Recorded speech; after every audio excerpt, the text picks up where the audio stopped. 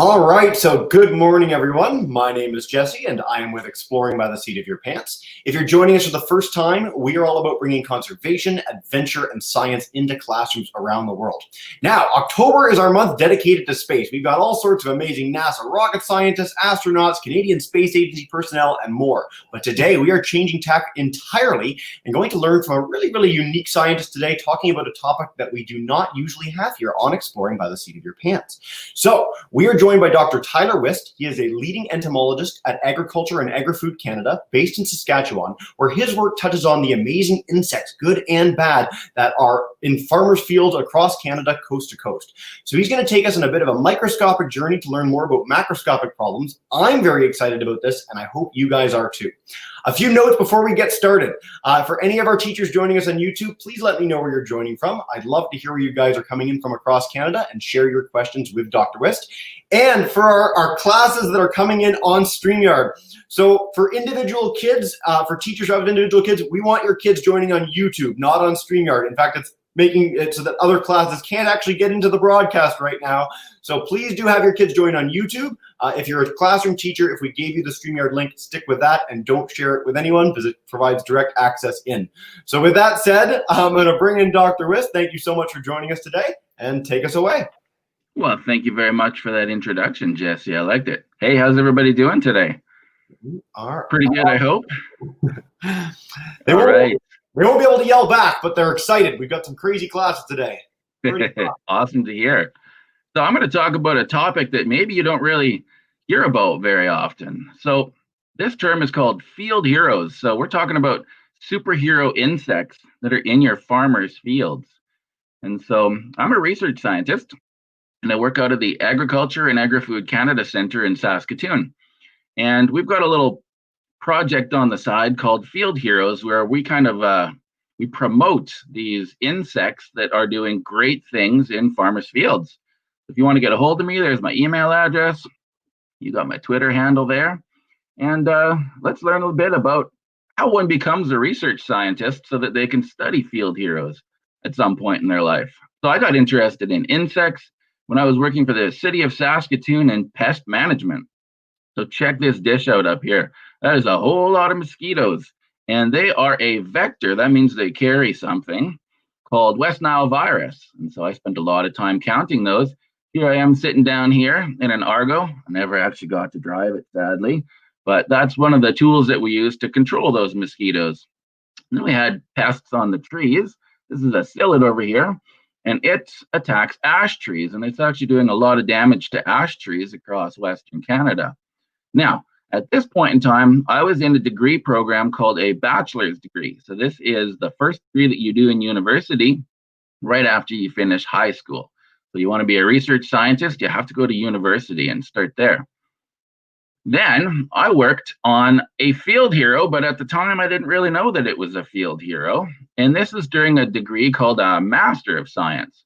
So after you finish your BSc or your bachelor, then you go on to a Master of Science.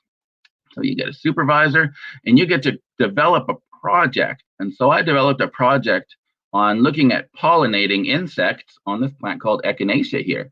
And what I realized was that these bee flies, and they look like bees, but they're actually flies. They just want you to think that they're bees so that you'll leave them alone. They were pretty good pollinators. So that makes them a field hero. They're doing some good job in the fields. And then later on, I realized that their larvae were eating grasshopper eggs, which makes them a field hero ×2. So that means that they're really helping us out. So they're moving pollen between flowers, and their offspring are destroying grasshoppers, which, as we know, are a really bad agricultural pest. So during my master's, I studied a little bit about the nectar and the nectary, and that's over here on the right.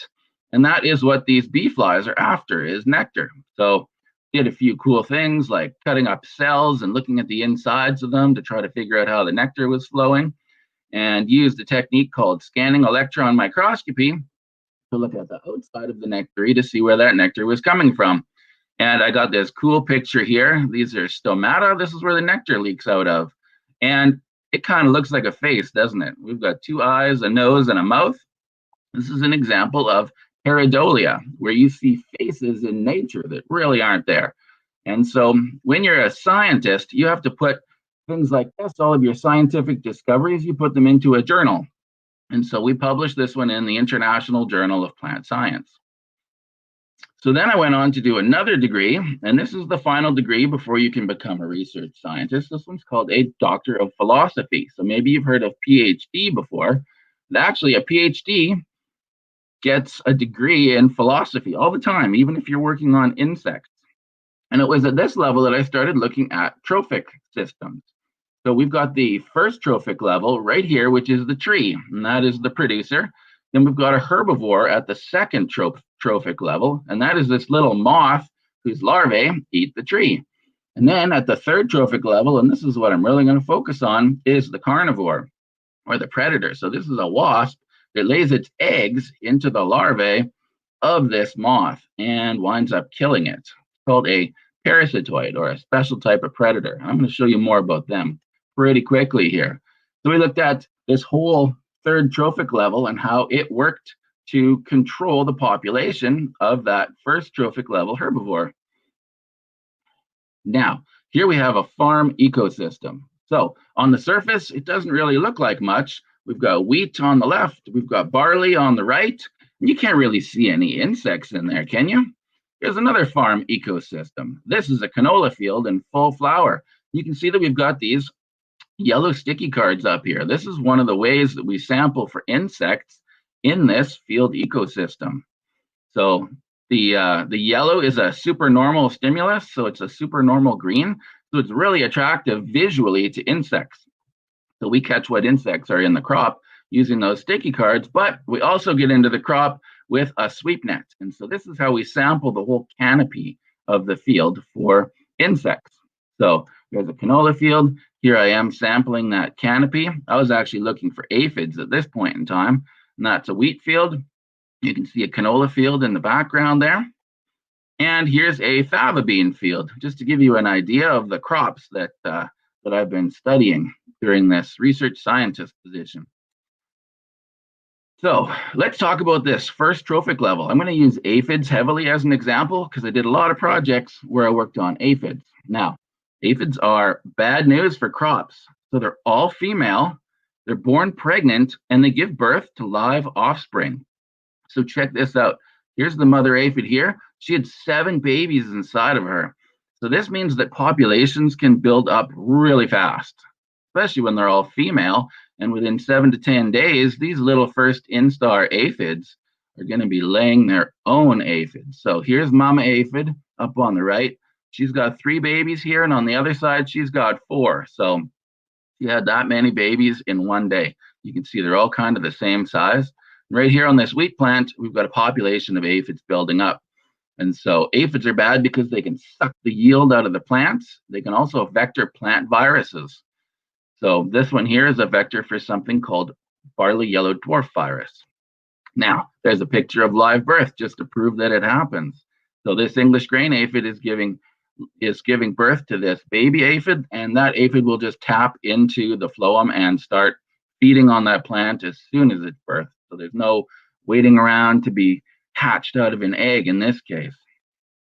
And sometimes that first trophic level fights back, and sometimes you can use Photoshop to work with things. So I caught Santa aphid here. This is a tobacco plant, and these are modified hairs or trichomes on the plant, and they have glue on the end of them, and you can see the glue is sticking this aphid up.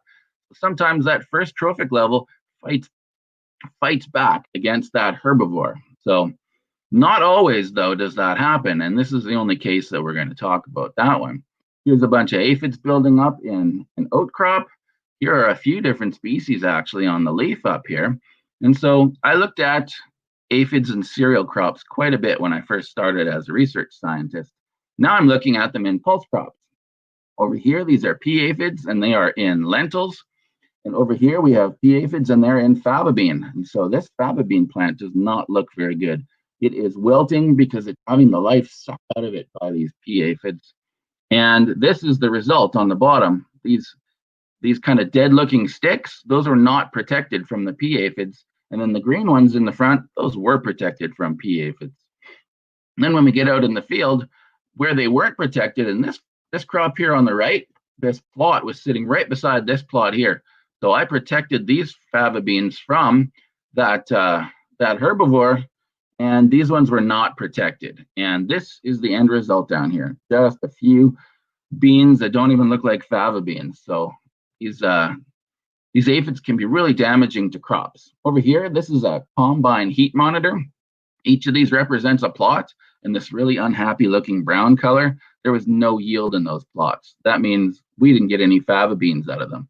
So this is where we're fighting with those aphids for the resource that we want. Here's some flea beetles. They're a big pest in canola. And these flea beetles are just ravaging this canola leaf. You can see all the damage there. But they do most of their damage when the plants are really small. So this is the big bad in canola. And then we also get aphids. These are aphids, and they're attacking the green parts of the canola plant. So that's the turnip aphid there, and it's on canola pods. Now, aphid populations will just keep on going up, and that's called exponential growth. This blue line here represents exponential growth, and it doesn't change unless the population gets acted upon. And so at this point in time, we had lady beetles moving into the field. This is that third trophic level, the consumer, and for the carnivore, and it was eating the aphids, and the aphid population went from its high here of about 16 aphids per head, and it crashed right back down just because of the action of those field heroes. And so Western Grains Research Foundation wants you guys to know about field heroes, so they put out this whole program. So you can find it on the internet at fieldheroes.ca or on Twitter at fieldheroes. And we've got these really cool logos and things. And so we talk about beneficials. So that lady beetle was a beneficial. And that is an insect that benefits humans, and it reduces the impacts of pests in our crops, where we're fighting for that yield against these insect pests. So we got two special kinds of beneficials that I'll talk about, predators and parasitoids. So here's our predator. This is a lady beetle larva, and it is eating that aphid. So this is how it does its field hero work. These are first instar lady beetles, and they're hatching from these eggs right here. You check this out down at the bottom. There's an aphid that doesn't know that it's going to have a really bad day soon. So this is how the lady beetle starts out. Then those first instars get a little bit bigger, and they go out hunting on their own. This one's hunting in a lentil field for these pea aphids over here. And then they pupate. So at this point in time, they don't eat anything. This is like the moth cocoon or the chrysalis of a butterfly, and they just sit around and they turn into adults. So here we have an adult that has just emerged from that pupal skin there, and it is ready to go out and eat some more aphids. So here's a good point to talk about the species that we have out there. So right now, we mostly have this one, the 7-spotted lady beetle. If you want to know that it's 7-spotted, you count the spots here. 1, 2, 3. There's 3 on this side, and we count this big one in the center that kind of emerges as the 7th. So that's a 7-spotted lady beetle. It's actually introduced to North America, so it was brought in for biological control. And 30 years ago, when other research scientists were doing the same kind of work that I'm doing with sweep nets and fields, they had about 13 different lady beetle species that they found in the field, and this 7-spot was just moving in. And they had a line in the report saying, we're not really sure what this 7-spot's going to do to the population of the other lady beetles. But now, pretty much in our fields, all we have are these 7-spotted lady beetles now.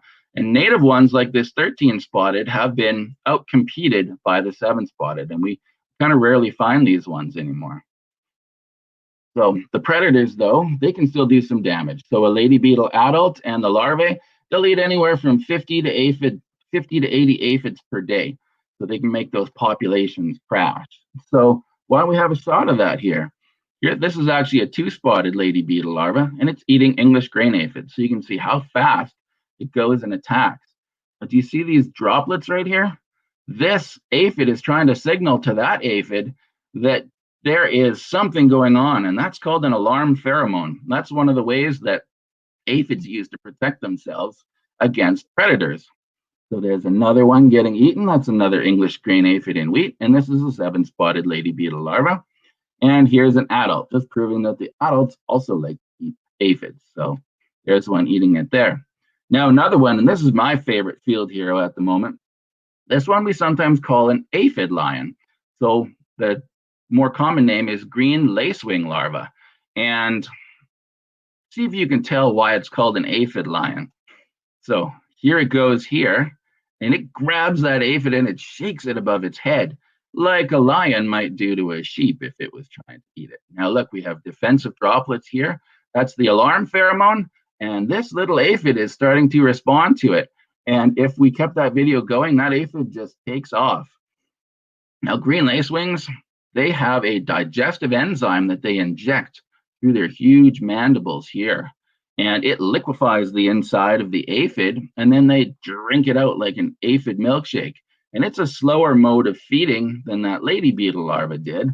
And so they only eat about 30 aphids per day. But they're kind of a top predator out there.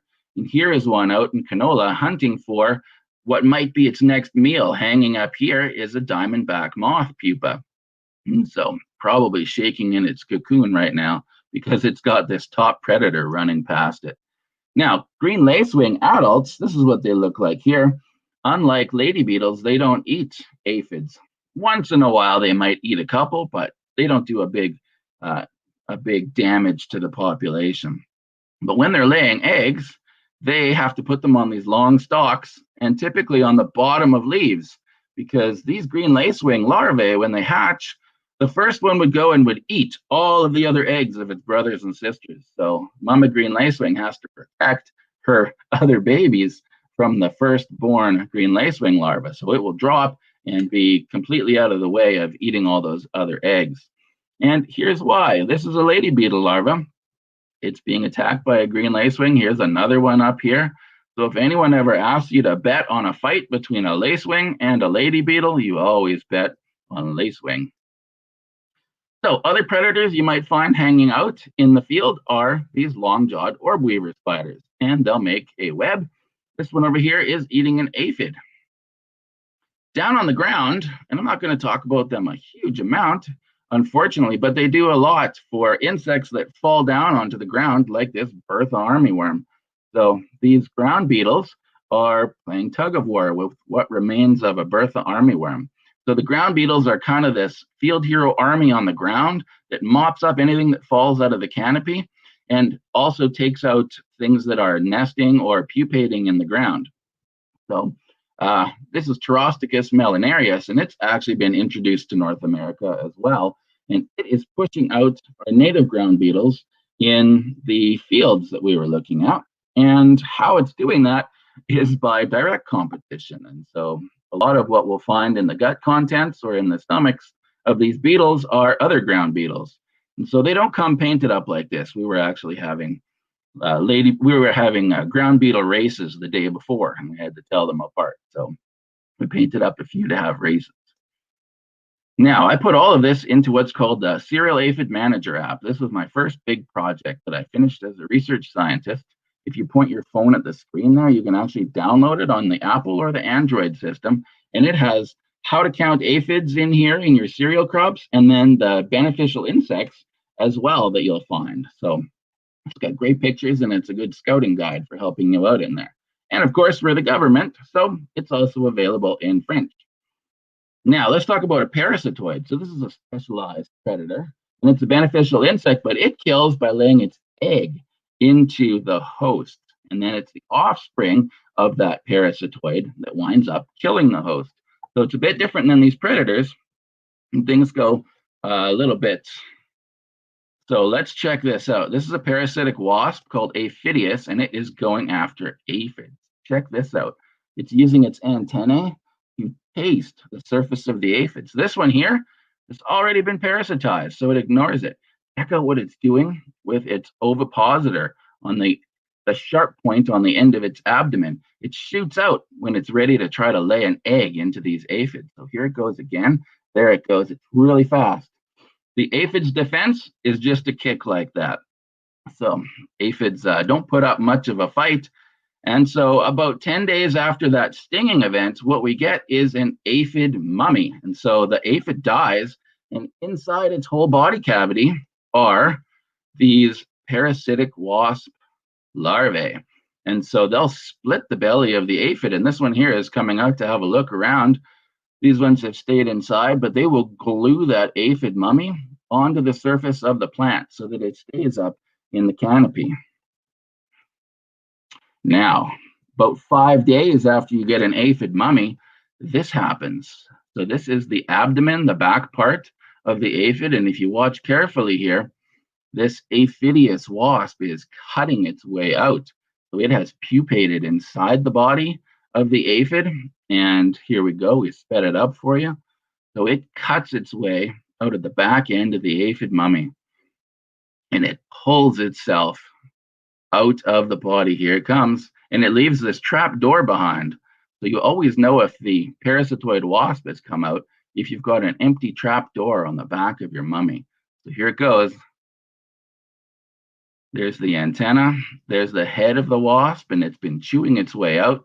So it has to emerge head first like this. And out comes that parasitic wasp. So we can see those mummies up here on the canola plant where turnip aphids have been mummified. And so the parasitoid can suppress populations of aphids as well. This one's a little bit different. So remember that larva? It doesn't stay inside the aphid. It actually crawls out beneath it and it pupates in this prion species, and they like to attack bee aphids. So here's one over here in the fava bean crop. Now, we have caterpillars as hosts as well for parasitic insects. So my friend Vincent Hervé, who works in Winnipeg from our Morden Center, made these awesome videos during his PhD. Here comes a parasitic wasp called Cotesia. And the really cool thing about Cotesia is all the Cotesia wasps are female. And she is laying one single egg into this Bertha armyworm. And that egg is going to split inside the body of the Bertha armyworm into 100 or 200 identical little larvae. And they will emerge all at the exact same time. So check this out. We can call this larva a mummy as well. This cabbage looper doesn't look very healthy. If we start looking right here, you can see those Cotesia larvae starting to emerge from the body of that cabbage looper. And here they are already emerging. And they start from one end and they kind of move to the other end. So you can see them coming out right along the body. So this cabbage looper is having a really bad day. Now, you see what these larvae are doing? They're moving their heads back and forth, and you're going to see a white substance starting to form. So what they're doing is they are spinning a communal cocoon. So they're cocooning themselves all together. And what that does for them is it is group protection. And so these field heroes try to protect themselves from other predators like those green lacewing larvae that might come and eat one or two of them on the bottom. But then the other ones over on the other side, which are genetically identical, they'll survive. And so if you see this poor cabbage looper here is still alive during this whole process and actually winds up crawling away, and we can see the cocoon happening all down here. This one is probably not going to survive because it's not in the communal cocoon, but away goes that cabbage looper, and they'll usually die of their wounds within a little while. So it's a bit of a sad thing.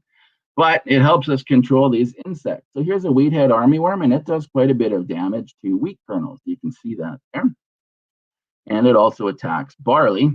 And here's our wheat head armyworm, and it eats really fast. So it can destroy a whole ear of wheat in a day. So it's not something we want to see in our fields, but it's being controlled by a different species of Cotesia.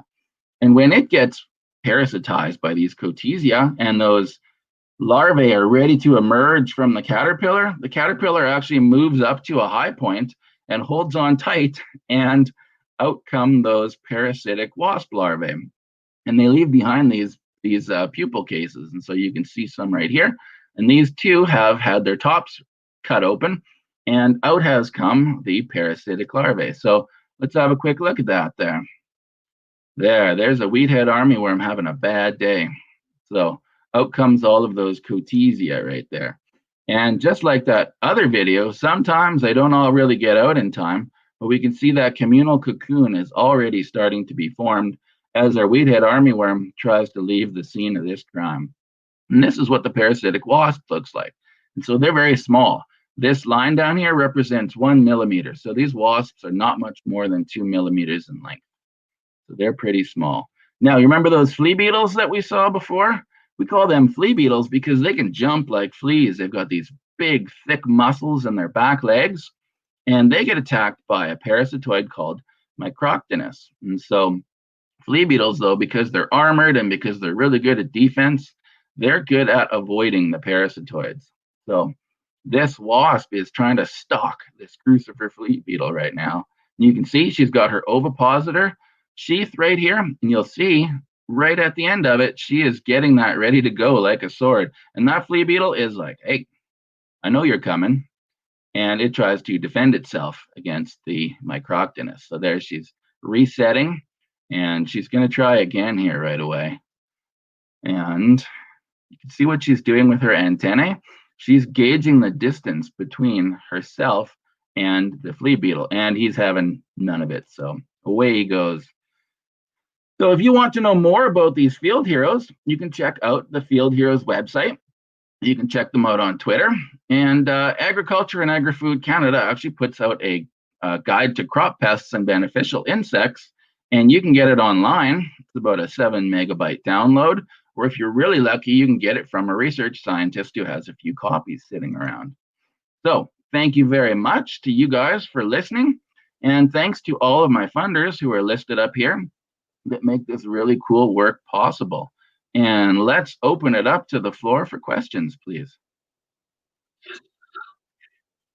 Fantastic. Thank you so much, Dr. Wist. I must say, aphid milkshake and crawling out of the back end of the mummy are phrases I did not expect to hear in this or any other presentation in my life, so I really appreciate the surprise. If you'd like to end screen share so you can see us again, have a bit of a conversation, go right ahead. And I'll bring up Ms. Deenan's class to kick us off. They are grade 4s in Fort McMurray in Alberta. Hey there, grade 4s. Come on in, guys. Hi. Hope you guys liked hearing about all those field heroes. We did. Thank you very much. You're welcome. Samuel has a question. Hey, Samuel. Sam, do you want to come up to the camera and you can ask your question? Hi. An army worm that was getting stung by one of these mosquitoes, and I was wondering what type it is. So that first one was called a Bertha armyworm, and that's a canola pest. Now, don't mistake that. It wasn't a mosquito. The mosquitoes were at the front. That was a parasitic wasp. So can you guys all say parasitoid for me? Parasitoid. There you go. And remember, that's a special kind of predator. That was a good question. Thank you, Samuel. Fantastic. That was great question to kick us off. I'll note too, for anyone joining on YouTube, if you want to share questions in the chat bar, please do. We got lots of time for questions today, which is really exciting. Over 100 kids watching from across Canada and the US, which is fantastic. I'm going to go to Ms. Coker's class now. They're joining us in Calgary. So my class is online right now, and they're in our Google Meet. But they have like over 20 questions. So I'm going to ask Advin's first question, which was, what hormones do aphids send to tell that there's danger? Oh, that is a great question. So you remember those droplets? They were coming out of those tailpipes. James Tansey calls them butt snorkels sometimes. And that's where the aphid releases the alarm pheromone from. And most aphids use alpha-farnesene as their alarm pheromone. So for whatever reason, those English grain aphids weren't really responding to their alarm pheromone, but then the green peach aphid was responding really well. So that was a great question. Thank you. Yeah, fantastic. And Ms. Coker will be coming back for many more questions throughout this. We'll do several rounds with each class, so don't worry, hold on to those other ones. Miss Malley's class had to leave a little bit early because it's just lunchtime for them, but they shared a question before they left. Abdul and Miss Malley's class and Milton want to know, why do you like insects, Tyler? What's going on? What's the allure? Oh, boy. Whoa, that is sort of the question of my life. I've been asked that question before by a little boy in a park, and I was catching bugs in trees with a yellow sticky card, and he looked up at me when I was standing on a ladder, and he said, "Is this what you want to do for the rest of your life?" So definitely a good question from the audience there. Why insects? I think probably when I looked at insects under the microscope and I just saw this alien world that was right there in front of us and realized that those insects could do such damage to our crop plants and to our trees that I really needed to try to learn more about them and to figure out how to control them. So thanks for that question. Great question, guys. Yeah. So Miss Kenny's class, your devices aren't connected, but you can type questions in the chat bar, so please do, and I'll share as many as possible. What I want to do now is take a question from Akash, joining us all the way in India, and he wanted to know. I know, he's been joining like 50 sessions. He just, I think he doesn't actually do any other thing other than join our sessions, which is fantastic. We always love when Akash can join us. You have to give him a degree. What does the plant do to protect itself from aphids? Oh, that is a good question. Now, a lot of our crop plants out there, they don't do anything to protect themselves against aphids, but some of them do have a bit of resistance built in. And so there's a whole suite of resistance. We saw tobacco there, which was using those trichomes or hairs to stick them on the surface. And that aphid was hanging there just dead. Sometimes they'll use an anti-feedant that will change the chemical composition of the insect body. But sometimes they might just grow a thicker cuticle to prevent the aphids from piercing in. That is like a question that you would ask at a university level, and you would get a whole class on that. So good thinking about that. Yeah. You know, sometimes there is a signal that the plant releases when it's being fed upon by the aphids or another one of those herbivores, and it changes the smell of the plant and it brings in those parasitic wasps that we're talking about. And it basically says, hey, I've got something here that you might like to eat. And it brings them in to help deal with that herbivore problem. So that's one of my favorite ways. It's a fantastic question. Thanks. I'm going to go to Miss Kenny's class. Oh, they actually got their mic and stuff working, so I'll come and take it directly in a second. I want to note for everyone tuning in, if you're as keen on insects as Tyler is, or even half as keen as he is, Life in the Undergrowth is a British Broadcasting Corporation BBC series, which is probably the best series ever done on insects and amazing creatures in the undergrowth. So check that out. It's a book, it's a series, it's all sorts of great stuff online, and you can find it there. I'm writing this down. Cool. Okay. If you've never seen it personally, it's really amazing. David Attenborough, good stuff. So Miss Kenny, joining us in Guelph, you have a question for us. So come on in and you're away. Okay, go ahead, Lauren. My question is, which of the insects that you just showed us is the most dangerous one to both, like the plants and to humans? Yeah. Okay. So the most dangerous one to humans is probably the aphid because it can wipe out a crop. Up here in our kind of northern hemisphere, the aphids have to get here a little bit early to cause a huge amount of damage. But what you saw there in the fava bean, and it'll also happen in the lentil, is that the pea aphids can get there in time to cause a lot of damage. And so that makes it dangerous for humans because we want to eat those plants and we don't want the insects to eat those plants. In terms of the predators that are most dangerous, I've actually been bitten by a green lacewing larva before. It was a high point in my life, actually. And I let it go for a little while, and I could feel the digestive enzymes starting to sting. So I actually pulled it off and said, okay, that's enough. So whether it was dangerous or not, probably not. But I was able to feel it bite. Yeah. Fantastic. Thanks, Tyler. All right. Well, we'll try and cover your low point of your life at some other point of the broadcast. So we'll get to that in a minute. Miss Malley, you didn't get a chance to ask your question live, so I'll come to you first, and then we'll go back with Miss Deenan and do the whole round again. So Miss Malley, come on in and demute your mic, and you're good to go. Hi. I keep getting booted, so I'm sorry. My kids are actually watching on YouTube because they're at home. I'm teaching virtually. And I had a question, and I apologize if it was already asked. It was... now I lost. Oh yeah. Do aphids only eat aphids or do they eat other things as well? Yeah. Aphids only eat plants.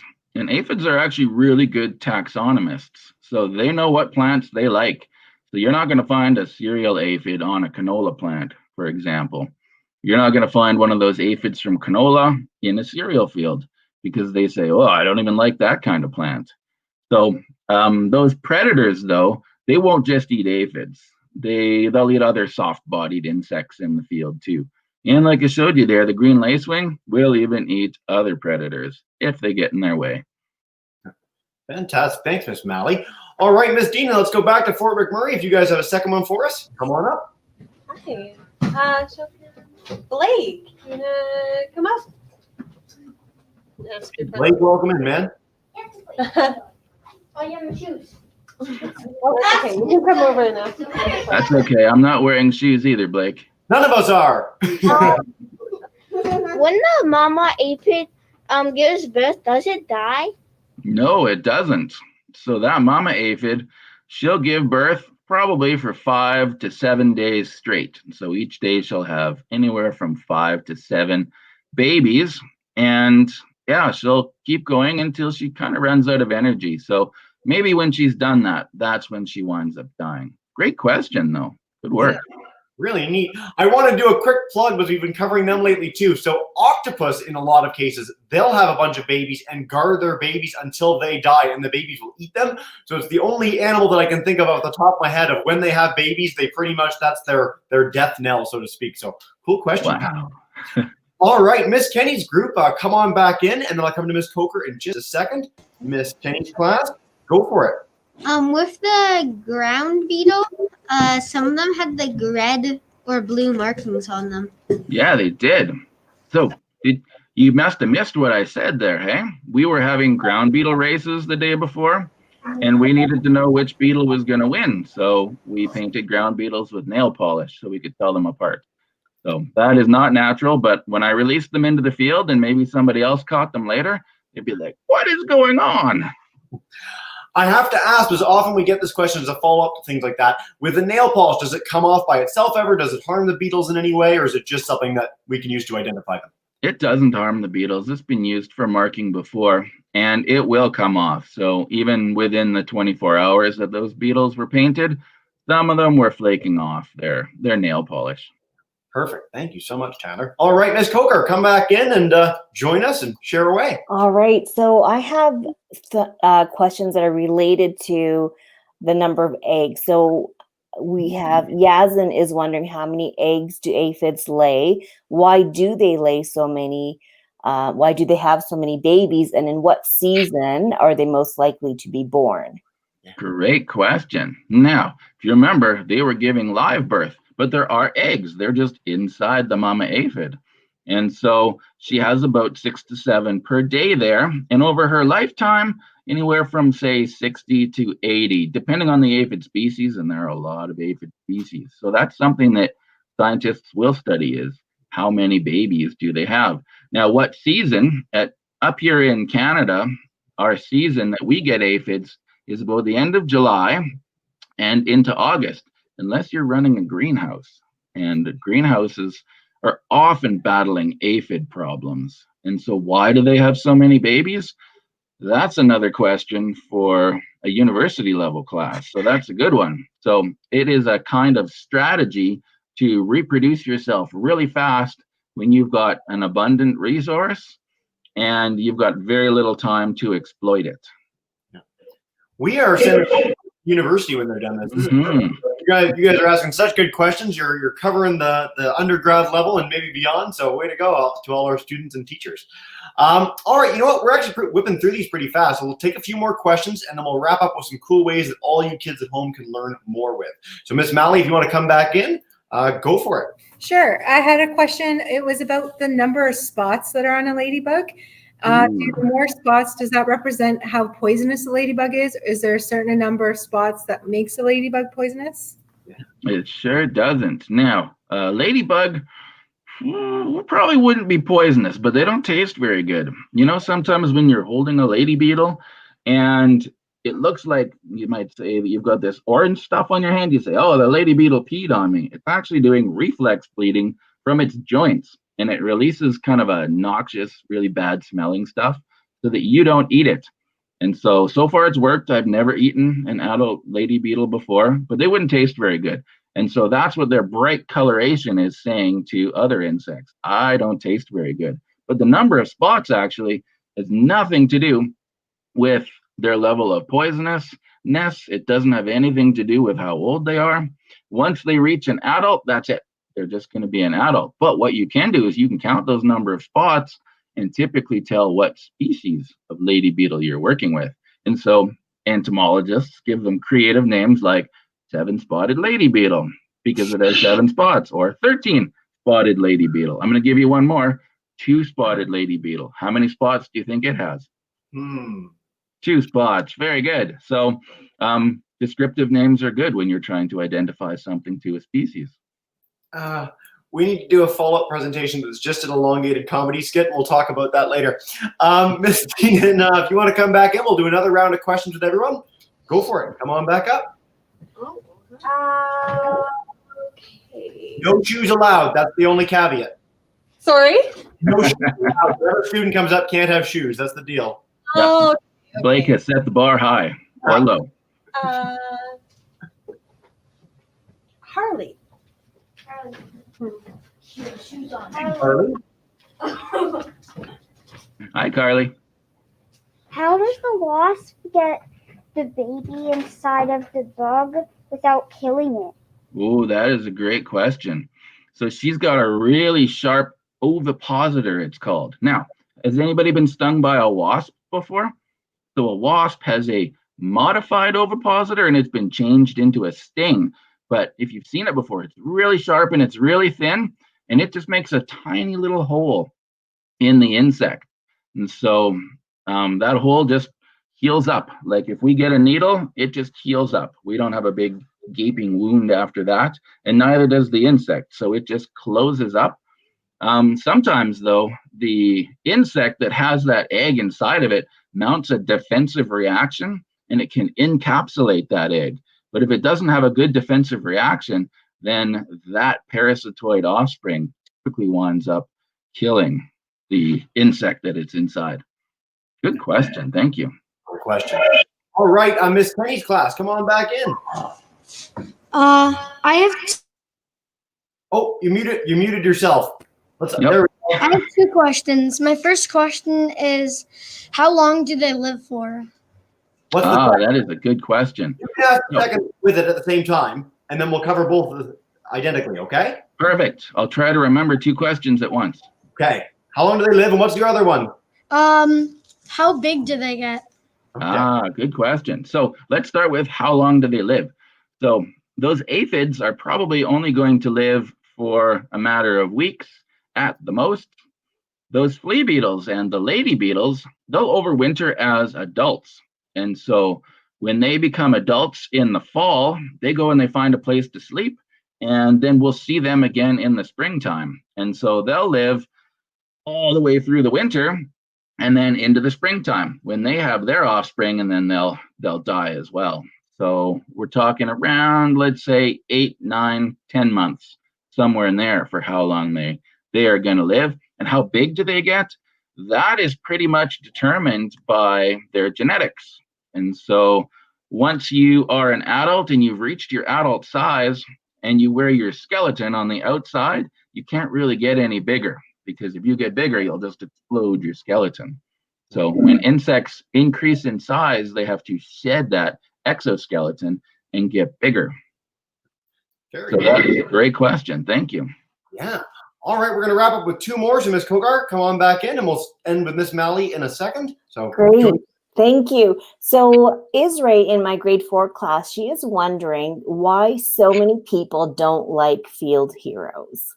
Oh, good question. Now, this is why Field Heroes exists. It is there to tell you that field heroes are a good thing. You want them in your crop, and here's what they look like, and here's what they're doing for you. So we're trying to change that thought on not liking field heroes. But a lot of people don't like insects. Some of them don't like spiders. That's arachnophobia. And it's just sort of a fear of things that are different from us. So they've got more legs than we do. They've got more eyes than we do. They wear their skeletons on the outside of their body. So they're very alien to us, and that can develop a fear. And then, of course, some of them, like yellow jacket wasps, want to sting us. And so we have an inbred fear of that pain response that they might give us. Yeah. So good question. Thank you. Great question, guys. All right, let's end up with Miss Mally's class. Come on back in and share away. So the last question I'm going to ask, and maybe this was asked when I was booted, so I apologize. It was, what made you decide to study insects, and do you like studying? Why do you like studying insects? Okay, I did talk about that a little bit, but I have another story for you. My mom tells me this. So when I was probably 3 years old, there was a lady beetle, and it was walking across the sidewalk. She started telling me how it was a good insect. It was a field hero. She didn't use that term at the time, but she said it likes to eat the bad bugs. And I looked at it, kind of cocked my head to the side, picked up my foot and squished it. And so that might have been the point where I knew I was destined for a career in pest management and working to control insects, even though I might have got the insect to control wrong. Oh dear. Dr. Wist, thank you so much for joining us today. Before we wrap up, I want to just huge thank you to all our classes joining live on YouTube, Facebook, and more. We really appreciate you joining us for such a unique and fascinating session to me, and I hope to you guys as well. A few quick notes for anyone on the Exploring by the Seat of Your Pants YouTube page. First of all, this session is recorded live. We'll be there forever, so you can go back and catch any answers you might have missed. At 1 Eastern time, so in just an hour and a bit, we've got another presentation with Axel Dietrichson on the National Gene Bank, so check that out, and the YouTube link is on the bottom. A nice follow-up to this talk today. I'll be there. You'll be there. Perfect. You can share questions in the chat bar, and hopefully they're they're university level like our students today. Eleanor Drinkwater is another person we've had on in the past. She's an amazing researcher, scientist, and super keen on bugs. So if you want to follow up with that, you can check her out on our session 2. And finally, you can follow Tyler at TylerWist1 on Twitter, or check out fieldheroes.ca like he shared in his presentation to learn a little bit more about all the amazing work he and Agriculture and Agri-Food Canada are doing. So Tyler, without further ado, what we do at the end of every broadcast is I'm going to bring in all our teachers. So Miss Deenan, Miss Coker, Miss Malley, Miss Kenny, if you want to join me in saying a big thank you and goodbye to Dr. Wist today. You're all in.